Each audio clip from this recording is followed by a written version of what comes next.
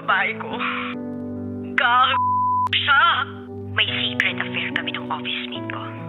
Hindi ko matigilan kasi sobrang galing niya sa... Raqi's Secret Files. Secret Files. It's the kind of bleep you never knew existed. Kunwari inosente, pero boy naman pala. Raqi's Secret Files. Secret Files.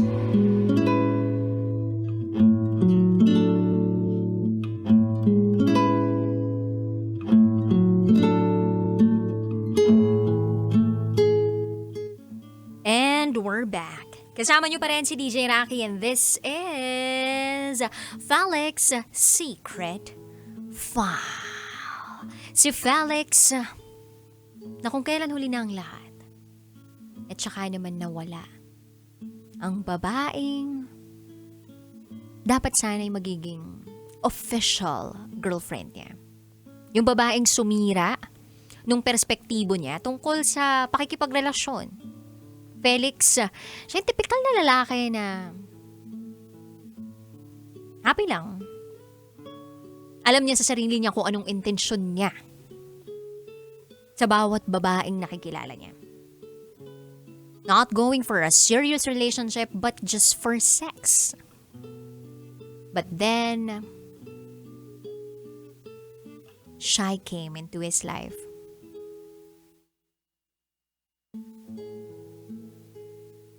And this girl taught him a lot of things. Tinuruan siya ni Shy kung paano magmahal. Pero sadly, hindi niya na magagawa yung itinuro ni Shy sa kanya dahil wala na si Shy. Nagkaroon ng aksidente. Wala namang gumusto na mangyari yung aksidenteng yun. So pakinggan na po natin ang mga kabisyo natin nag-share ng kanilang mga thoughts, comment suggestions, and viral reactions. Ito po ang sabi ng ating kabisyo na si Dr. J. Hi Felix, condolences sa untimely death ni Shy. It's always hard to live a life filled with regrets. Siguro if she was meant to live, she would live.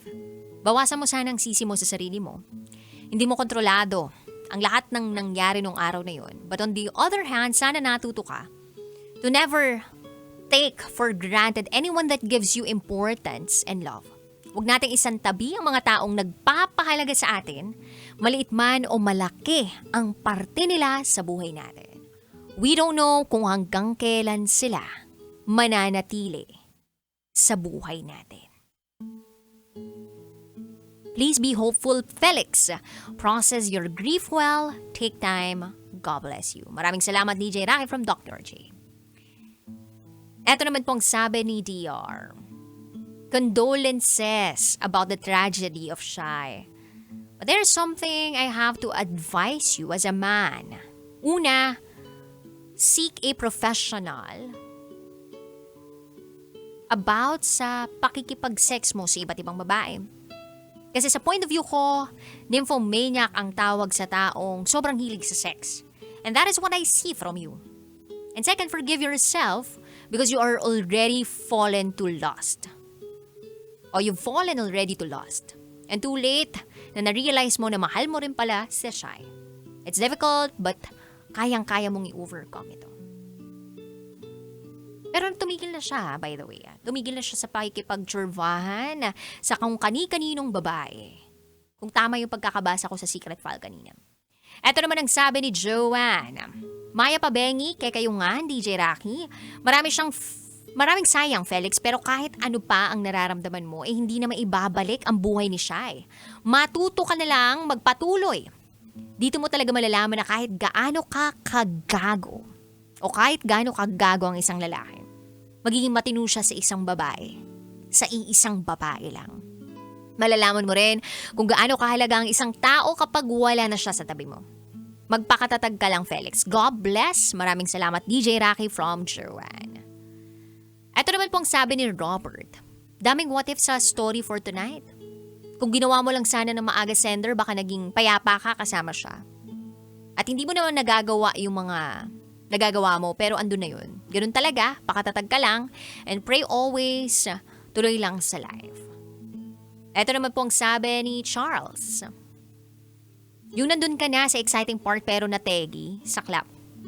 Buti na lang sender, hindi ka na nakikipag-imehan sa ibang girls. Kasi kung ipanagpapatuloy mo pa yun, baka maputulan ka. Ay, ano yung kuryente lang. Hi kay Riza Figueroa at ang sabi niya, kahit pa ulit-ulit mo pa na sabihin kay Shai na mahal mo, siya, hindi ka na niya maririnig. Sana nung sinabi niya sa'yo na nahuhulog na ang loob niya sa'yo at mahal ka na niya, binaliwala mo lang, nakipag-sex ka pa sa ibang babae. Ngayong wala na siya, huli na para sabihin mo na mahal mo siya. Hindi na niya maririnig. From Riza. Ang daming nakikinig ngayon at ang dami pong nagko-comment sa ating secret file for tonight. Meron pa nga nagsabi, karma daw yun ni Felix. Iniisip ko kung karma niya yun. Pero kung klaro naman siya sa intensyon niya sa ibang babae at sinasabi niya dun sa ibang babae na, walang seryoso-seryoso dito for ganito lang to. Kung honest naman siya sa mga intensyon niya sa ibang babae, feeling ko goods yun. Wala siyang natatapakang tao kasi honest siya nagsasabi siya ng totoo Pero kung meron siyang mga niloloko, binebetray, tinatraidor, yun yung tagilid tayo. Doon natin masasabi na, magbagong buhay ka na, gano'n. Wala namang ganun. Nandito tayo sa point ng buhay natin na meron at meron tayong masisisi sa sarili natin. Or pwedeng-pwede nating sisihin yung sarili natin because of a thing that happened beyond our control. Kasi parang ang daming pwedeng sisihin pero parang mas comforting kapag sariling sinisi. Kasalanan ko to. Pero alam nyo ba, na kapag sinisisi mo yung sarili mo, na alam mo namang accountable ka sa actions mo, at hindi mo naman ginusto yung nangyari, that's not even in your control. Yung bumubulong daw sa'yo, na magsisi ka, na huwag mong patawarin yung sarili mo. Na mag-guilty ka ng mag-guilty forever. Demonyo. Demonyo ba?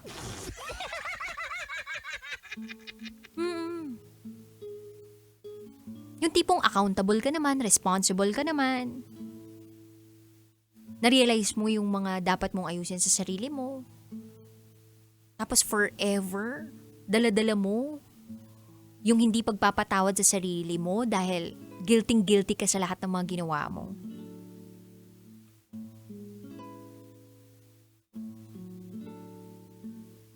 Oo, gagawa ka ng paraan para gumanda yung pakiramdam mo. Pero naniniwala ko na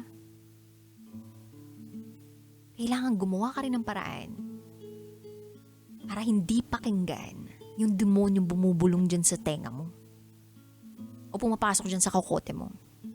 Because it will consume you. Hindi mo alam, lumilipas na pala yung panahon and wala ka nang nagagawang magugustuhan ng taong mahal mo. Nang namayapa ng taong mahal mo.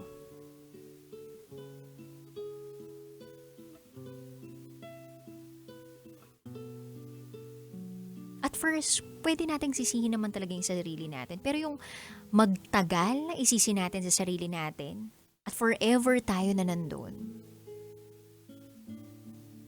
hindi ko sure kung makakatulong yun. Pero ang sure akong makakatulong sa'yo ay yung pagbibigay ng pag-asa sa sarili mo. Pag-asa na gawin kung ano yung mas maayos, mas maganda, yung mas ikatutuwa ng sarili mo at ng taong sinasabi mong mahal mo. Wala na siya rito. Baunin mo lahat ng magagandang alaala ninyo dyan sa puso mo. Marami ka pa rin namang nagawang mabuti sa kanya. So forgive yourself. And it's a gift that you give to yourself.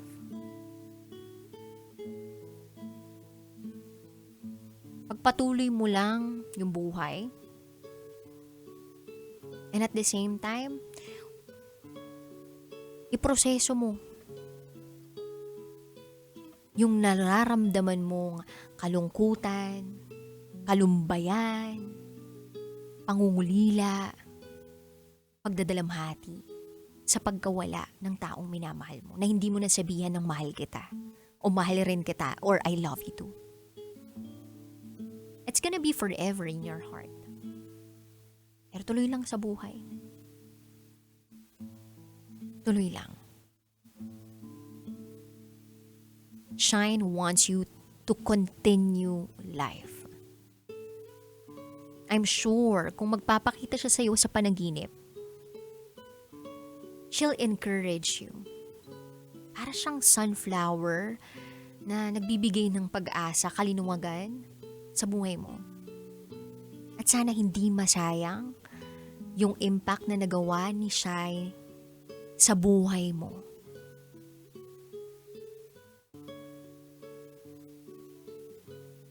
It should never go astray. Oh, may English yarn!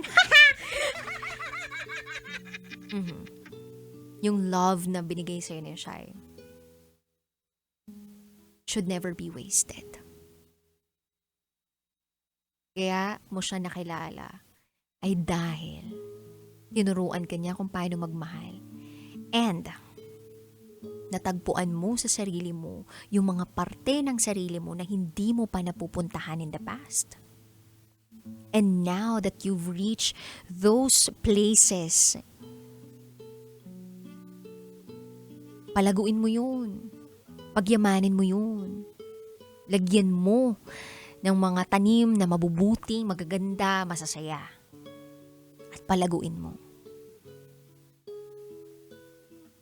Kasi ganun naman talaga yung goal natin in life eh. The ultimate goal is to be happy and to love. At ang sarap magmahal, lalong-lalo na yung taong minamahal mo, mahal ka rin pabalik. At kahit nasa ibang lupalop pa sila ng universe o nasa kabilang side na sila, they will always stay in our hearts.